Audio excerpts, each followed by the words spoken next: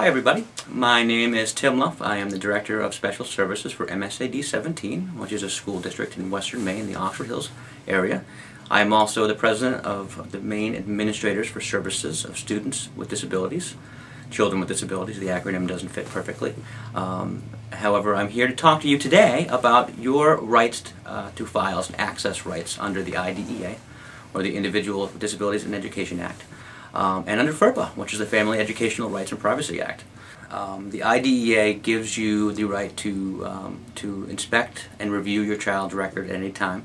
If you wish to do that, the school district has to respond to you within 45 days and allow you to do that, schedule an appointment for you to come in to view the files. You may ask for a copy of those records.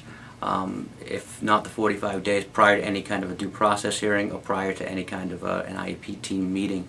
But you do have that right to access your child's records when you make that request.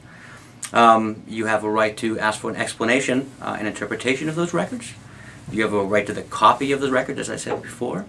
The school district may charge you for those copies. However, if you cannot afford those copies, they cannot charge you. But don't be surprised if they do send you a request for payment if that does come up. And you also have a right to have other folks that you know, whether it be friends, families, representatives, people that are representing you, to access and inspect those files as well. Part of that process is really just contacting the school district office, setting up an appointment. The school district may have someone there with you while you review those files, and that's okay. It's really just important for you to know that at any time you want, you may make a request to do that, and you can do that.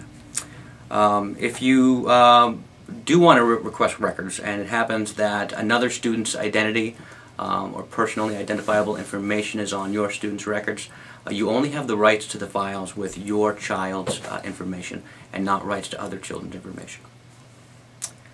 You have a right to request that a file be amended or a piece of a file be amended if you do not agree that it is accurate or it misleads or violates the privacy rights of your child.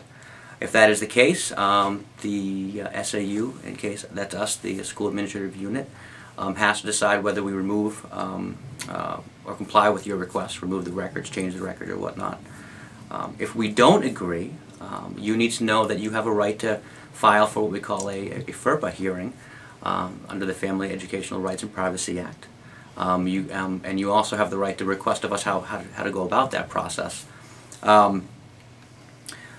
We once you agree or disagree, or if you disagree with us, we certainly can, if we agree, amend the file, add something to the file, noting your statement, providing a change to the file in order to not mislead or not be inaccurate. We want to be as accurate as anyone else. We're not here to mislead anyone, at school district or not.